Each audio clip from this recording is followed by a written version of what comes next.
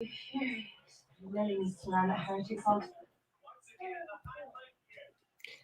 right. Hello, everybody. Welcome to this edition of Coffee Time with Byron. I'm your host, Byron. This is episode number 79. God, I've done a lot, almost 100. Hard to believe. But alongside me is former major leaguer Will Ohman. How are you tonight? Thank you for joining us here on YouTube and all available podcasts the following day. How are you doing tonight? All good. All good. Life happens. The world keeps turning. As soon as we skew off at 23 degrees, uh, and we might be in a bit trouble. Brutal. How you as of right now, we're doing okay. God. I feel like a sucker down here in Florida because I get cold at freaking 50. Oh no, I was talking about the axis of the Earth. No, it is not. It is not 23 degrees here in Arizona. It's a balmy 62. So all is well. There you go. So that's better. That's better than what it is over here in Florida, at least. Yeah, a little chilly right now, huh?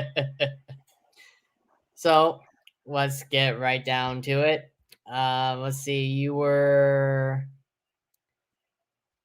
Hold on. You attended Ponderosa High School in Colorado. I'm trying to think. Because my information is not leading me to the right direction. Were you drafted, or did you just come out of high school and be a walk-on for a team?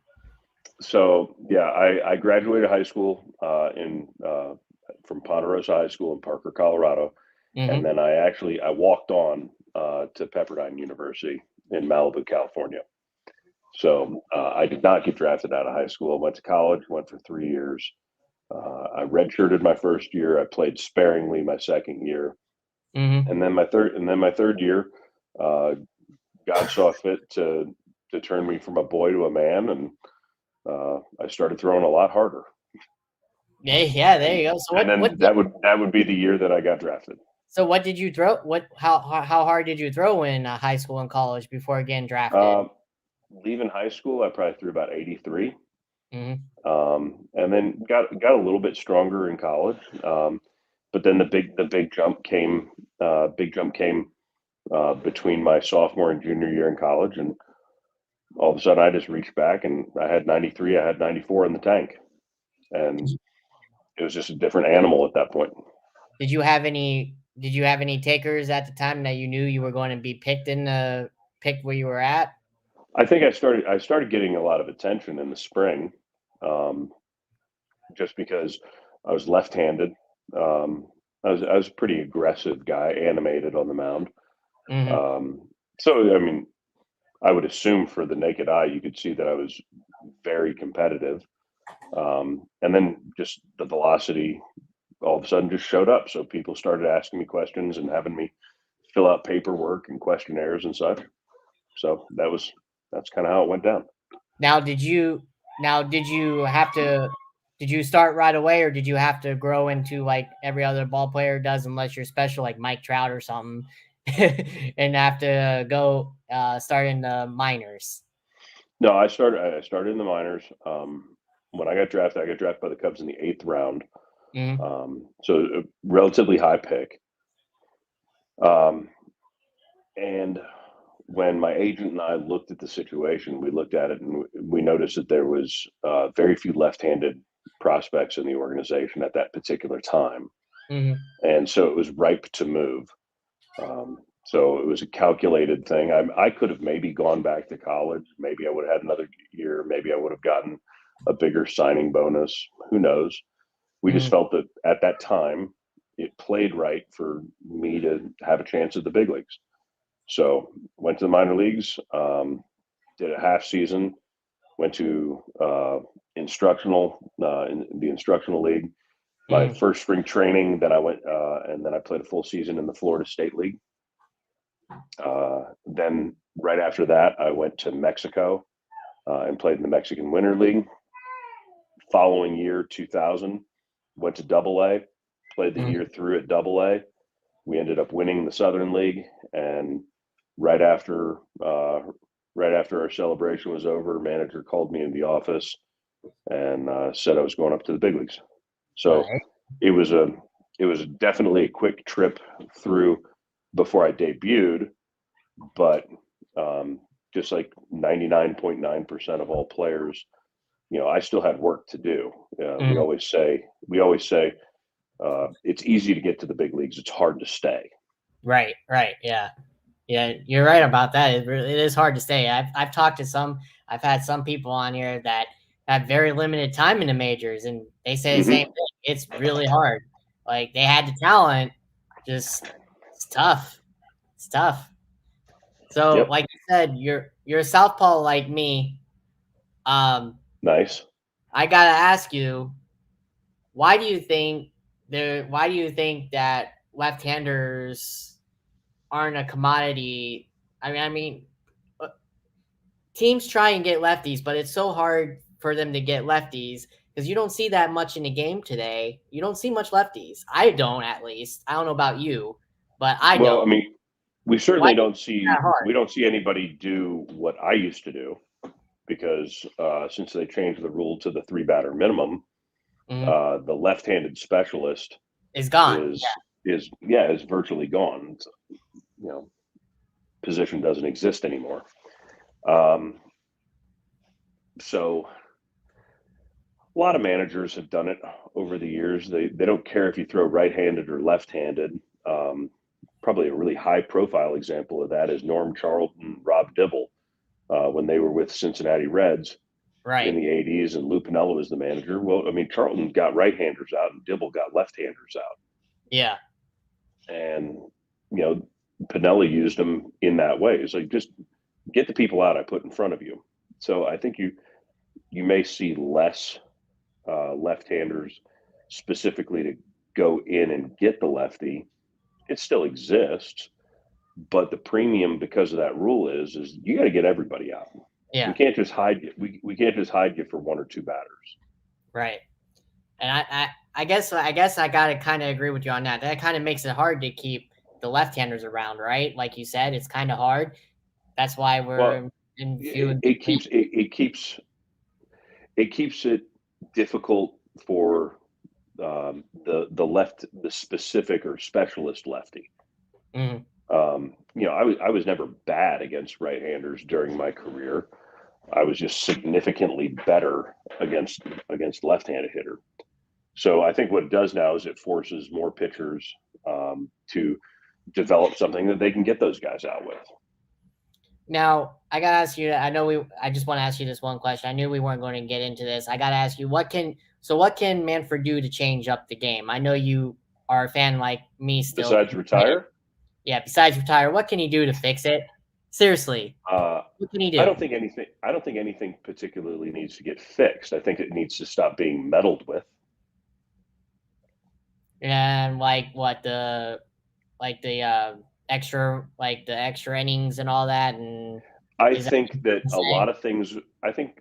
Well, if you look at the history of baseball and you look at the last 15 years, there have been more rule changes and amendments to the rule book in the last Very true. 15 years than there were in the previous 100. Um, well, if you look at what the true nature of those rule changes were for, they weren't to fix a game that was broken. They were put there to optimize a game for revenue. Hmm. So now when you have an instant replay on a call and the guys got to put on their headsets and whatnot, well, you get a 30-second ad in game that you can sell. Hmm. The game becomes a lot easier to program because you know roughly how many minutes each half inning is going to take if you limit the number of pitching changes or Hmm. if you limit the walks to the mound. I think all of that is designed to make it format a little bit better to sell ads. Um, so as far as what he needs to do to fix the game, um, again, I don't think the game is broken. I think that there's just been a lot of stuff put in that is taking away from the natural heartbeat and flow of the game itself. And then you take with it the and I think it gets an unfair rap. The analytically driven mindset of the three Yeah. true outcomes. I don't think that particularly is at fault either. I mean, if you're going to pay guys based on that certain scale and you're going to evaluate them based on that certain scale, well, you're going to believe that's going to show up on the field. Yeah. What problematically is there is that everybody I know in player development still knows how to create a quality pitcher or a quality hitter, irrespective of their launch angle, the spin rate and axis on their fastball. To be elite, I mean, you can see it with the Winter Olympics being on. If you want to be elite at something, regardless of what platform or what sport you're engaging in, you have to become elite at really simple things. Mm-hmm. And those simple things, you can't say, I want to hit the ball this way, or I want to throw the ball with this much backspin.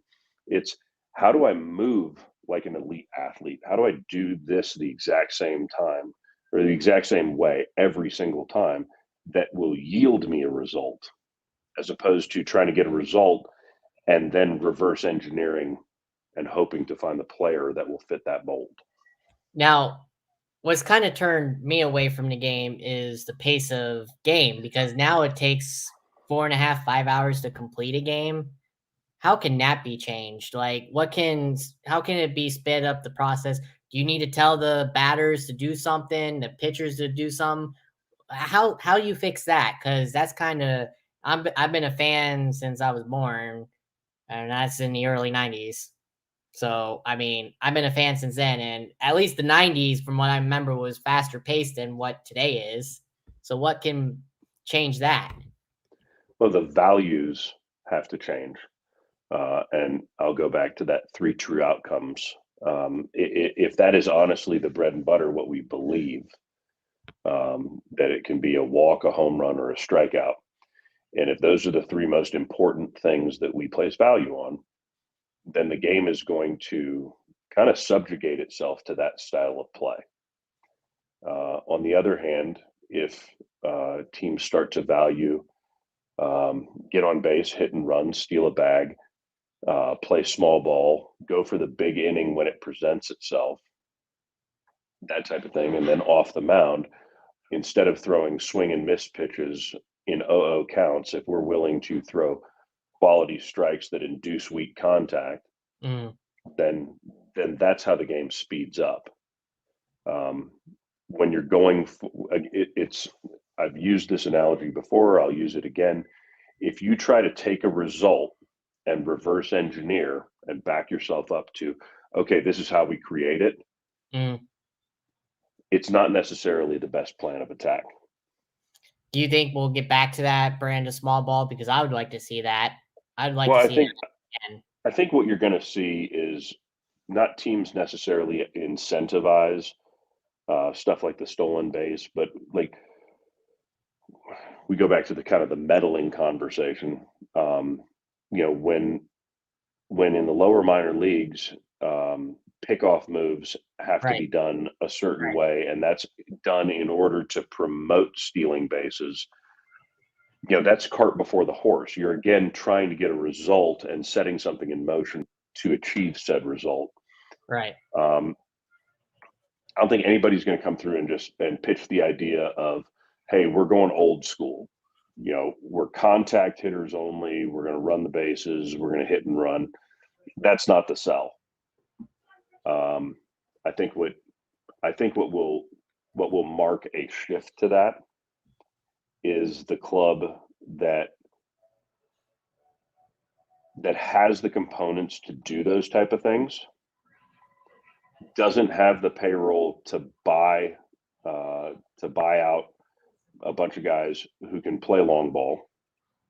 So basically, And like the Rays, like what you're saying, like the Rays. well, no, I mean the Rays can draft and they can hit bombs just as much as anybody. But I'm True. going to say, like, you put your 27 men together and you go, hey, there's no high vertical fastballs in this group with 12-6 curveballs, and Right. and we don't have any 3, 4, or 5 lineup guys that are bangers. How are we going to compete every day? And it's going to be just their hand is forced, and they're forced to adapt and use the group that they have with them. Right. Okay. Yeah, I get what you mean by that. Yeah. So let's get to your major league debut. Like you said, you were a September call up in 2000. You pitched against the Milwaukee Brewers. You pitched one scoreless inning of relief. Take us through that experience. Yeah, I'm sure it was a full crowd. So, did you have any goosebumps, nervousness? Was family there? How'd you handle it? Yeah, I mean, it was. I actually talked about this recently on an interview. It was a very cool. It was a very cool, just confluence of events. You know, we had just won the Southern League. Manager calls me into the office, tells me I'm going to get called up, or tells me I'm getting called up. On that same team the whole year, Corey Patterson was a huge prospect for the Cubs. We all knew he was going up. I had heard, rumbling here and there, but nothing official. So we go from winning a championship to boom, you're on plane to Milwaukee, go. And we get out of the taxi. It's me, Corey, and another guy that was called up, Joey Nation. We get out of the taxi, and I go reach for my bag, and somebody's there to shake my hand. I shake his hand, and then my bag is gone. I'm like, what's going on? Then they take us into the clubhouse at County Stadium, which, movie buffs will know is what they used for the movie Major League. Yeah. So it's not, I have no frame of reference, so I think it's a cathedral. Miller Park's being built in the background, but I'm still like, this place is amazing. Right. We get into the clubhouse. Once again, I go to start unpacking my bag, which is magically in my locker. I turn around to shake somebody's hand. I look back, all my stuff is hanging up. I'm like, what's going on here? What alternate universe am I in? Then they say, okay, manager wants to see you. Mind you, the manager is Don Baylor and is the guy that I watched manage the Colorado Rockies as I'm coming up through high school. Right. So I'm like worlds are colliding in my head, and I still don't know, who took my bag and who unpacked it, and is this normal? I'm like, should I check and see if they took anything? I don't even have anything of value, so what does it matter? Right. So I get back to my locker. Meanwhile, I walk past Joe Girardi and Eric Young, who were both on those Rockies teams with Don Baylor. Oh yeah, that's right. They were. Yeah, I walk past Ricky Gutierrez. I walk past Mark Grace. I walk past Sammy Sosa. And I'm like, what am I even doing in the same room here? So all of that stuff, precedes me ever getting to warm up, in the pen, and they bring me in. I get the first guy out. Marquise Grissom was the first person I ever faced. Then I proceeded to, I believe, I think I gave up a single, or I walked Mark Loretta. Then I gave up a single to Jeff Jenkins. So I now have first and third with one out. And if I'm not mistaken, it was Charlie Hayes at the plate. I threw him an inside fastball. It kind of broke his bat, dribbled to second base, and Chad Myers fields it. He goes to tag Jeff Jenkins. Jenkins runs out of the baseline, so they call him out, and then we convert the double play. So that's my scoreless inning. It was not clean. It was not pretty. It was skin of the teeth. It was skin of the teeth. And sounds like it. Sounds like you had a fun time. A lot of things occurred. I'm sure it had to be stressful for you. I honestly, I don't remember ever feeling stressed as much as I had just adrenaline coming out of every pore of my being. And then, it was cool. My wife was there. My dad had just changed a trip of his, and he had flown into town to be able to see it. So, there was it was great. It was a great experience.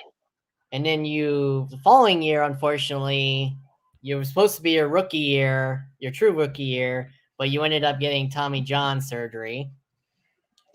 Yeah, well, I was up and down 2001. Yeah. Yeah. And then the Tommy Tommy John John. knocked me out of 2002. What was going on through your head when you had that surgery? Because every pitcher seems to go through that because you're obviously throwing hard, so every pitcher goes through that. Did you think, oh crap, like my arm might not be up to par again? How'd you go thinking your mind go into thinking of that when you had It that? was first time I'd ever been hurt, and so I treated it kind of like I treated everything else. I went 100 miles an hour after it. Mm-hmm. Worked hard in rehab. Um, got within about a month of spring training. Everything felt good. I felt strong. Mm-hmm. And then I was throwing a bullpen. This is now a full year. I had surgery in January of Mm-hmm. 02. And then we're now January 03, and I'm throwing a bullpen to get ready for spring training, and I feel a pop in my elbow. Mm-hmm. And it turns out I have a bone spur. Ooh. So then I've got to go in and have a second surgery to clean that out, and that's going to cost me 3 months. So I rehab from that, and as I'm coming back from that, I start to lose the feeling in these two fingers, Mm-hmm. and we don't know what's going on. So then it becomes this weird cycle over the summer of 2003, with speed me up, get me back. Never mind, I lose feeling in my hand again. Take it all the way back down, shut me down completely. And Mm-hmm. we chased that for 3-4 months, and then finally I ended up having a third surgery to have my ulnar nerve moved. And anytime they touch a nerve, there's a question mark involved with that about whether you're going to get any feeling back. Luckily, I did, and 3 months later, I was back in minor league camp to start the 04 season. So, long-winded answer. I didn't start really having any doubts about could I play again Mm-hmm. until the third surgery. By the third surgery, That's when you knew. I was kind of despondent to the point where I put in 2 full years worth of therapy on this, and I still can't get right. So that's when you kind of knew, oh, I have to shut it down, even though I don't want to. I knew I had to because I couldn't handle it. I couldn't go Yeah, through I it. don't know if it was a shut it down moment, but it was just like I was just like I know I can't keep doing this. So when they moved the nerve, I mean, I had relief instantly. Mm-hmm. I've been like, this is what I've been fighting for 5 months, Right. and then and then there's other pains and maladies that you go through along the way.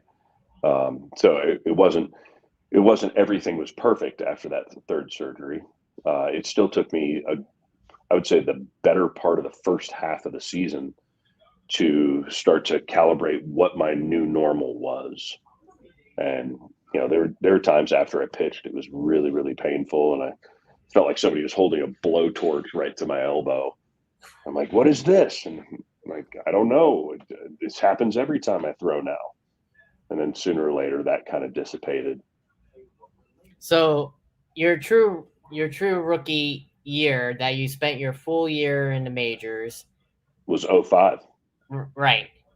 Now, what every ball player their rookie year, I've had on at least share what they did or what the team had them do, the veterans or whatnot had them do their rookie year. What did the veterans and the team have you do for what they have you and the other rookies do? I think we dressed up at one point.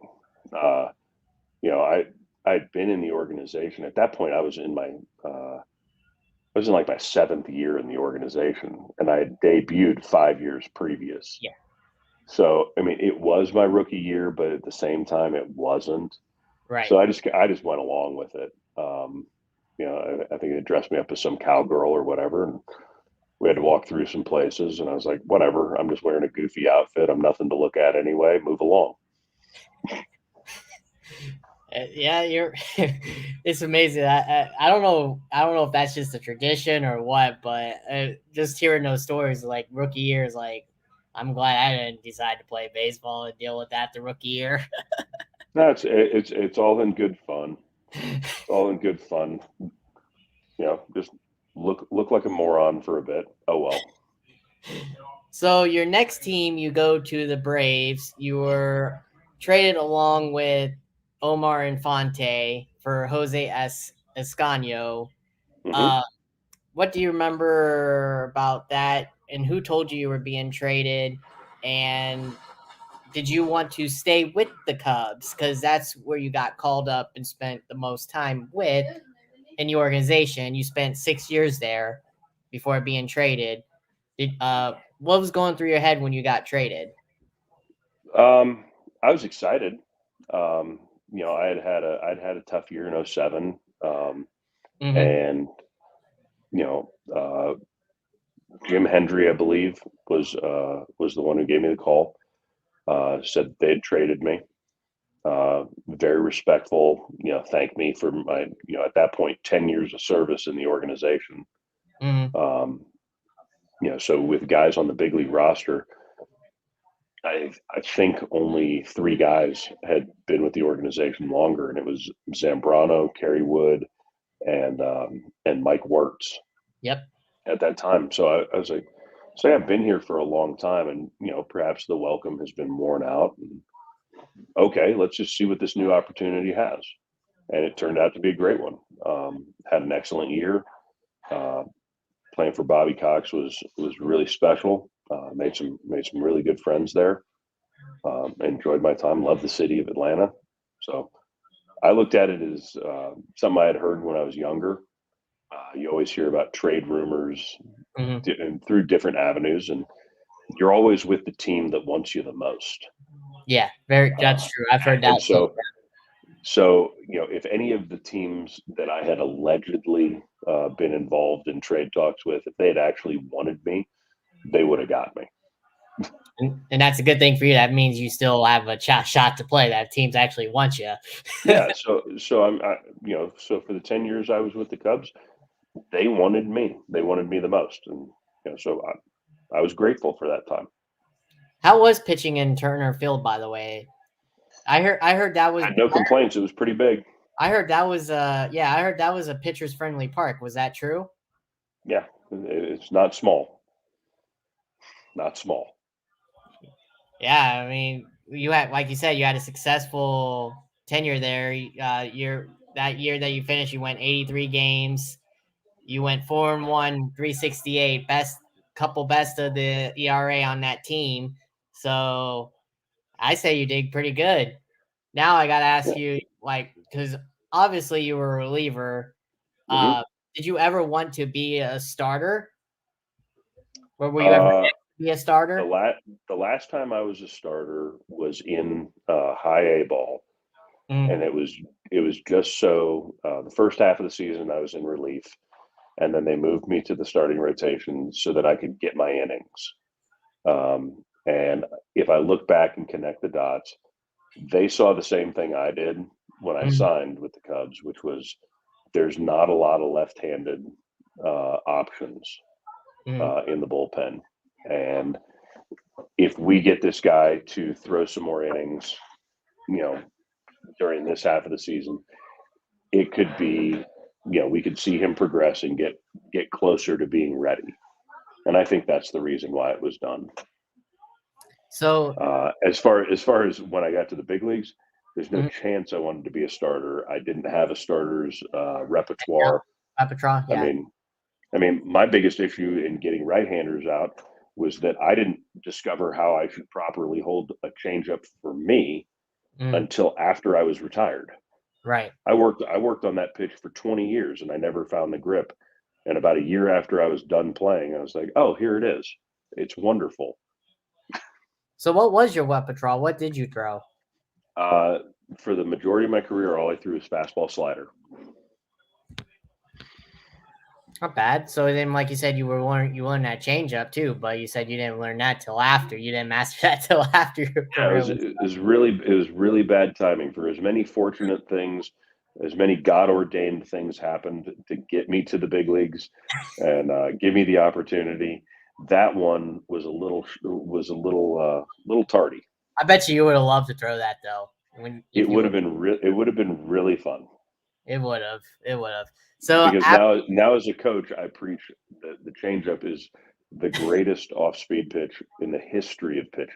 That would have definitely helped you out. Yeah, that would definitely took some off your fastball right there. So after you leave the Braves, you go to the Dodgers. You signed a minor league contract with them, and you made the club out of spring training. Tell us about your tenure there with the Dodgers. How was it pitching there at Dodger Stadium? Pitching at Dodger Stadium was amazing. Getting to just getting to be part of the tradition of all that the Dodgers are was really, really cool. I mean, Vin Scully calling your name every night. That's right. That never gets old. Lived in a beautiful part of Pasadena. I mean, no complaints, on the creature comforts of it and the experience. Got to play for Joe Torre and Rick Honeycutt. Yep. But the unfortunate side to it was 2009 was also the first year they did the WBC, and there were some contract issues that lingered through, where there was kind of a holdout specifically on the left-handed relief market. So with the extended spring training and then all these late signs, I didn't sign my contract with the Dodgers until there was a week left in camp.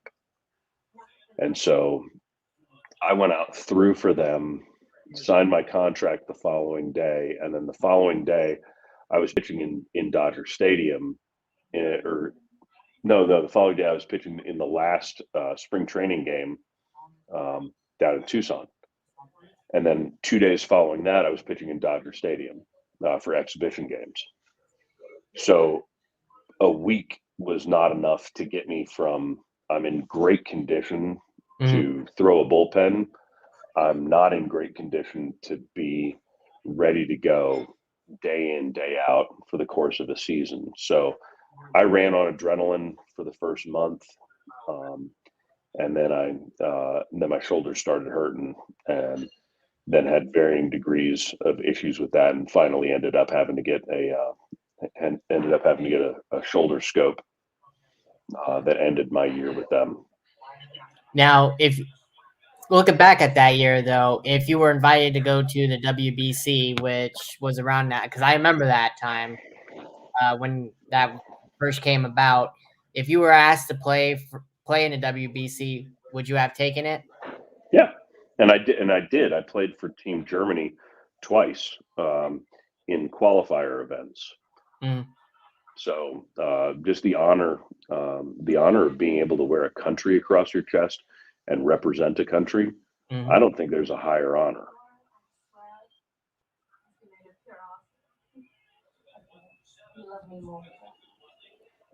Yeah, I agree with you. Nothing like playing for your country. I mean, because I think who was it that won that year? I think it was Team Japan or something, right? Team Korea. I believe so. Yeah, it was Korea and Japan in the finals, and I think U.S. finished, I think, third or something. They finished like with the bronze or something like that. I can't remember. But yeah, you're right. There's nothing like going for, I'm sure, playing for your country. I mean, there's nothing it just takes on a whole new life. So after you decline your option with the Dodgers, you then get the invitation to go to Orioles camp as a non-roster invitee. You obviously make the roster and make the team on April 3rd, 2010, debuting with them. You go 51 games with them. What do you remember your time there with the Orioles? That was a very interesting experience. Birdland, great fans with the O's. It was actually somewhat of a homecoming in a different way. A lot of the people who had previously either played or had been in some factor with the Cubs had now migrated over to the Orioles, and I believe some of that was with Andy McPhail being the president. So my manager, Dave Tremblay, I knew him from the Cubs. My pitching coach, Rick Kranitz, I knew him from the minor leagues. He was a minor league pitching coach for me. Our bullpen coach was my double A pitching coach. Not to mention that, Corey Patterson was on the team. Luis Montañez was on that team. So there was quite a bit of comfortability there. I played really well. We had really good players. Unfortunately, they were all at the wrong point in their career for us to be competitive. I mean, we had Adam Jones and Matt Wieters and Jake Arrieta all at the beginning of their careers. And we had and Nick Markakis as well. And then on the back end, we had Miguel Tejada and Cesar Izturis, Gold Glove MVP guy in Tejada, but it was at the back end. Yeah. So it wasn't primed, and you were playing in the AL East. So I mean, it was a good experience. I played well. Yeah, playing in that division alone. Yeah, playing in that division alone. Yeah, with the Yankees and Red Sox. Yeah, especially with those. And the Rays being highly competitive too. So that was a tough one. Our competition was stiff. Every game we went into. So I played well there, and then ended up getting traded right at the deadline to the Marlins. So it wasn't like I got to finish my story there with Baltimore, but I had a good experience with the Marlins as well. Yeah, I see that you post in 17 games you finished there at the deadline. You went 3 ERA. I gotta ask you that was definitely before Marlins Park, the new Marlins Park. What was it like pitching that short time in the football stadium? Well, I mean, I had been there plenty of times before on road trips. It wasn't like I'd never thrown there before. It was just, it was unfortunate for the Marlins team and organization. I mean, that was a cavernous 70,000 capacity stadium, so you could never fill that place. No. And then, just based on its location, that knocked down a lot of the would-be attendance. And during that particular year, I can't speak for others, but we weren't specifically very good and didn't have a really big draw. No. But it was still the same job, and it doesn't matter.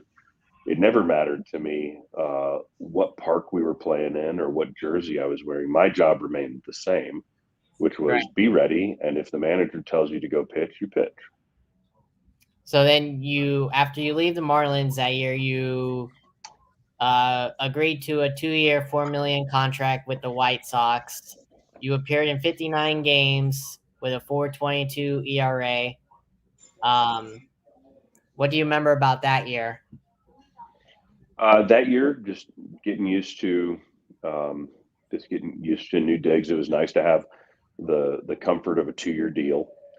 That was the first time that free agency really worked out for me, as I had been a free agent, going into that Dodger contract, but the contracts were a bit suppressed, and then I was coming off injury, so I was just trying to make it back into the league, so to speak. So this was the first time that I really got to say, okay, what am I worth? Unfortunately, it was towards the back end of my career, but good group of guys with the White Sox, playing for Ozzie Guillen. I mean, that never kept things, without at least having a conversation point. We didn't win as many games as we would have wanted to, but field was good. Fans were good. I mean, it's a distinct departure from all the trappings at Wrigley Field, but I think that's intentional. And I pitched pretty well. I didn't start off particularly hot, but just they gave me the ball. I went out and I did my job. Now, this is not telling me if you did, but your last 2 teams before you retired, the Reds and the Nationals, you signed minor league deals, you played for the minor league teams.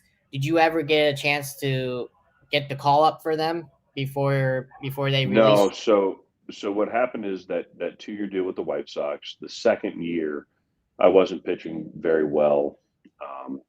the end was near. I was not convinced of it, but Mhm, apparently everything I threw hit somebody's barrel and went very, very far. mhm. So I got released by the White Sox, and then I signed with the Reds about a month later and went to their AAA. And then I did not get called up in 2012 by the Reds. That's actually where I ended up playing for Team Germany in the WBC qualifier. The following spring, I went to camp with the Nationals, supposedly to win a job, and ended up injuring my hamstring. I kind of gutted through it, and then just I made it back on the field for one spring training appearance, Mhm. and then I got sent down.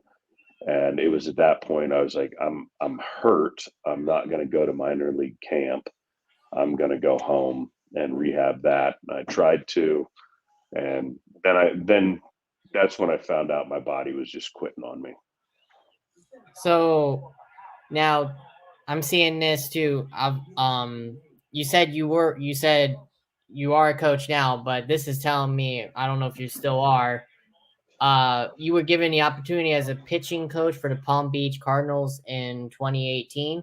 Are you still currently with them as the coach? No, I'm not currently with the Cardinals. I was the Palm Beach pitching coach for 2018 and 19, and then um, I just personally had decided that I needed to be closer to my home and my family. They Hmm. were understanding of that. So after that season concluded, I left that position, and then right after that, obviously, COVID hit. Right. Um, so they contracted the minor leagues. They didn't even play during 2020, um, and so I haven't yet gotten back in. So that Uh, was that was the last time I was professionally on the field as a coach. But have it's you something I hope to continue. have you been told at all if maybe when minors may be starting back up, so you can possibly get that opportunity again? The To opportunity will present itself. I sure hope so because you you like pitching, and that's what I was going to ask you. Like I know obviously I saw that you were a coach, so that has to be that has to be your calling since retiring from the game. You want to help out.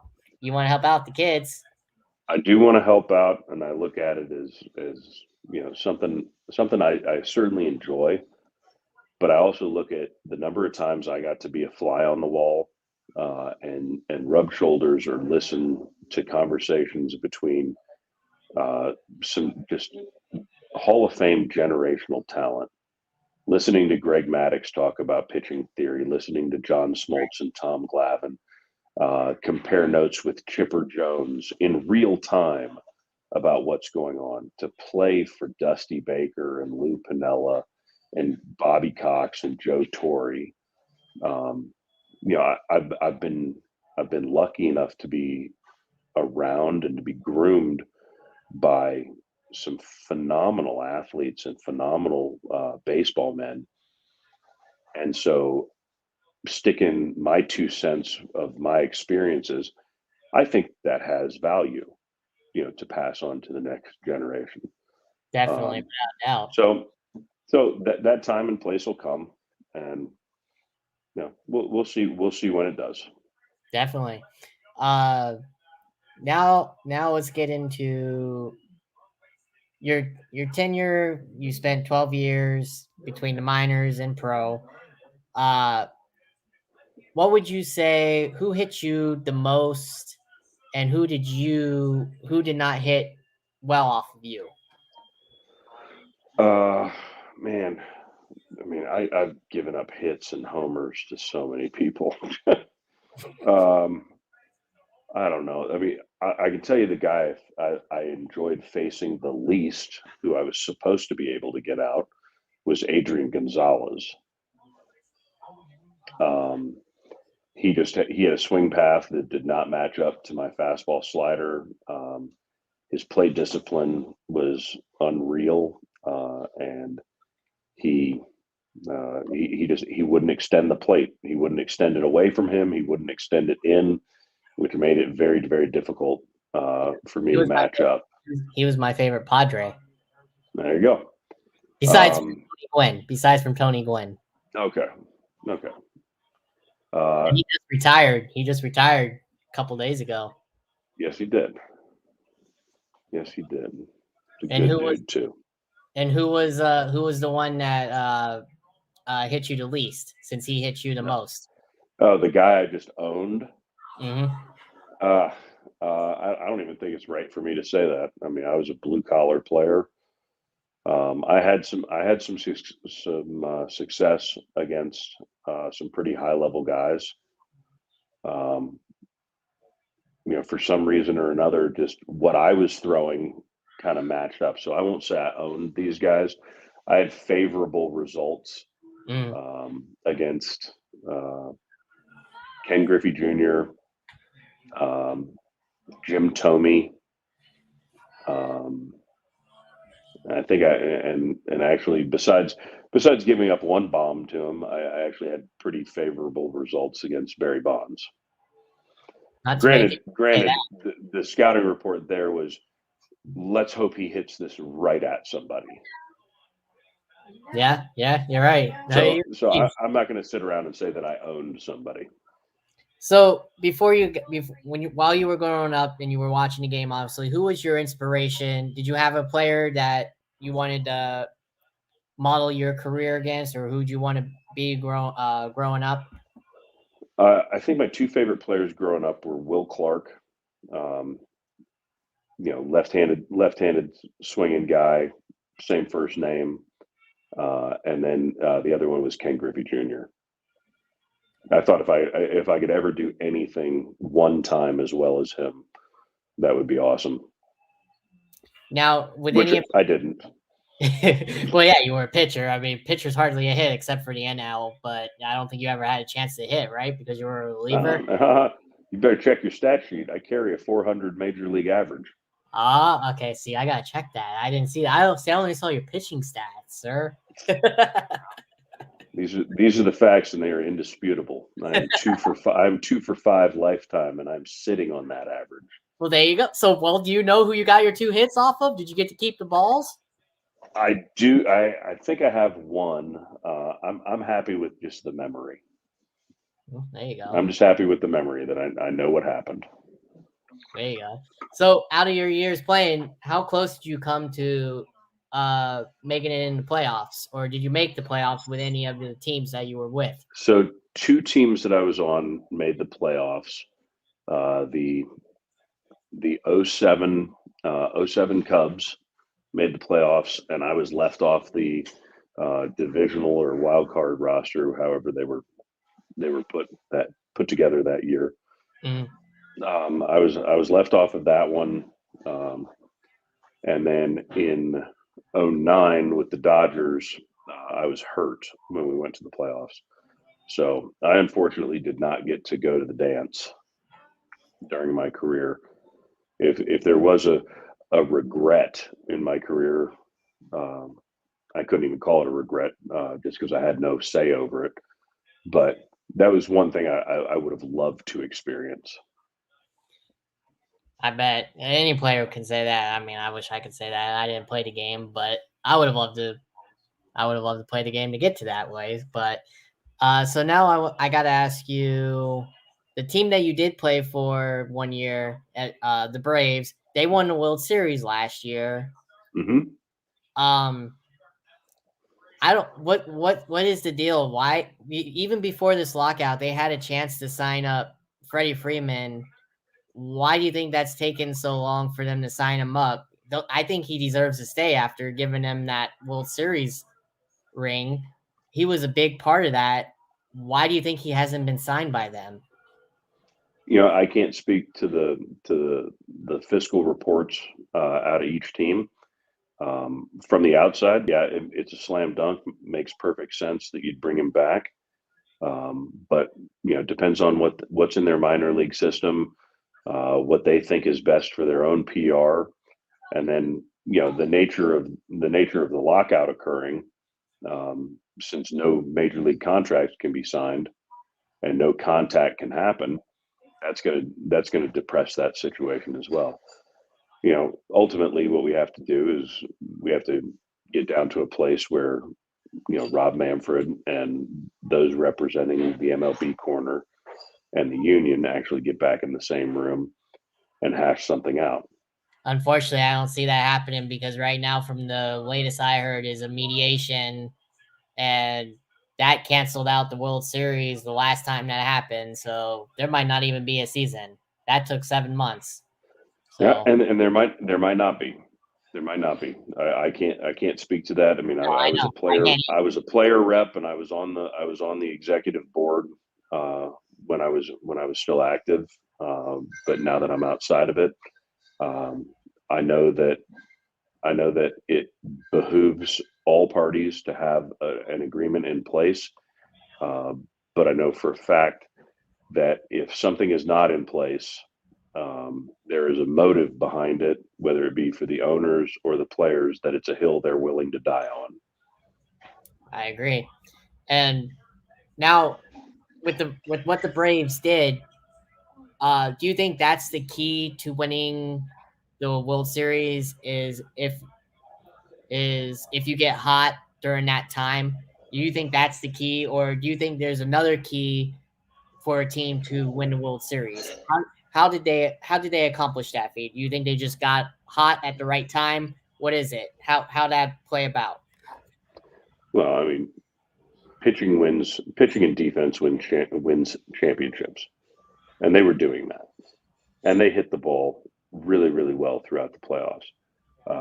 For a period of time, there was an uh, exorbitantly high percentage of teams that were wild card teams that ended up winning the World Series. So there is something to be said in a game that's as fickle as baseball to being hot at the right time. Um, However, when you get to 7 game series, that whether you're hot or not gets kind of evened out. My only problem with the playoff format is the 5 game series, Yeah, I um, agree. I don't like that. or and anything below that technically, because in a 5 game set, you could take the worst team in baseball and the best team, and in a 5 game set, the worst team can win 3 games. That can happen. Yeah, That fourth game is a true separator. It becomes ostensibly like test match cricket, where it's played over such a long period of time. You have to be so consistent to win 4 games against the same team that it generally lends itself to who the better team is, not just who the hot team is. I agree. I agree with you on that one for sure. Now I gotta ask you, the team you spent the time most was the Cubs. Um, they're obviously, I think, in rebuild mode. What do they need, in your opinion, to get them back to the playoffs? Because they've missed the playoffs the last couple years. They're like in rebuild mode. They've shipped out everybody. They shipped out Rizzo. They've shipped out Baez. It was like a total cleanup almost. What do they need to do to get back in the playoffs? Uh, the oversimplified version is they need 3 number 1 starters, about 200 home runs from between 4 to 6 guys, and a stellar bullpen. To long form that answer, they've got to draft well, they've got to develop players well, and they have to be excellent identifiers of holes, uh, and what they are willing to cede and give up over a couple of year period of time to feed their farm system and feed their major league club. Hmm. I don't think they're going for a massive drought by any means, but teams go through cyclical behavior. And when you look at the number of contracts and the number of people they had to jettison off such a well liked and famous team, they still had to do that because of the way the contracts were expiring. and because of the age of the players. How long do you hold on to something that in the end is going to be a diminishing return, even if it means that you're going to suffer from PR backlash? Very true. I didn't see it as that point. Good point. A couple more questions before I let you go. Got 5 minutes left. Another story breaking out there just recently is Trevor Bauer. He didn't. He didn't. He did in court. He won it. He won the battle. Do you see Major League Baseball still suspending him, even though he won the battle? That he won the case against the person who was accusing of assault. Do you think MLB is still going to suspend him? You know what? I don't know. I don't know the collective bargaining agreement rules on that. Um, I I can surmise that much of what happened with him was court of public opinion, and there was a fervor and a fury to pound him down. If he has been exonerated by law enforcement, um, there's still backlash that has to be dealt with that in the public opinion sense. Mm-hmm. It's just not my place to speak on what somebody would do without my full knowledge of the case or anything around it. I just hope that all parties that were involved in that are safe. I agree with you. So now we've got a couple minutes left. Two-part question. Um, what are you telling when you were coaching? What were you telling the young kids? Uh, what were you telling the young kids how to get to the level you were at? And the second part of the question is define your career in one word. Okay. What would I tell kids trying to get to the big leagues?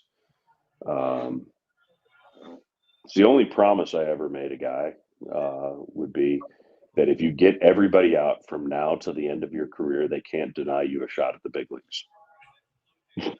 If you let one person on base, it can become in question. It's not reasonable by any stretch of the imagination. But I generally just tell kids that we're not trying to reinvent the wheel. We're not trying to get something new, some perfect pitch that's going to make you better than everybody else. Let's do what you do really, really well. Let's be consistent. And then we'll go show that to the other team and we'll keep showing it and we'll keep being consistent. And over time, what that'll show is, are you capable of moving up to the next level? One of my mentors in coaching, he always said, when you evaluate a player, you look at them and you ask, are they at the level of the competition? Are they above the level of the competition? Or are they below the level? And, when a guy is above the level of the competition, it's time for him to move. Mm-hmm. And when it's below the level of the competition, also has to move. It's just, there's more tiers involved. And then if you wanted me to sum up my career in one word,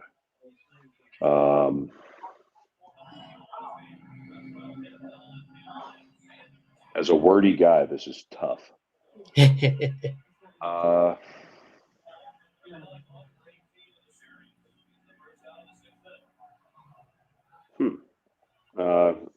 Try not to sound overly stupid or overly smart. I would say capable. There you go. Couldn't have said it. Yeah, you're right. It was a capable career. I worked with what I had. I did my job. Exactly. Couldn't have said it. Sometimes I did it really well. Sometimes I did not. But I was a capable big leaguer. Yep, part of the job, and you did fine. I thought you did fine, but I do thank you. Thank you for your time. I appreciate it. I'll stay in contact with you, even if there is a season. If not, who knows? Whatever. Let's hope there is. Let's hope there is one, and those motives become very clear and they Exactly. start actually coming towards each other. Exactly. But I thank you. It was fun. I'll send you the episode so you can post it. And until then, you have a good night. All right. All right, you too, Byron. Thanks. You too. Bye. Bye.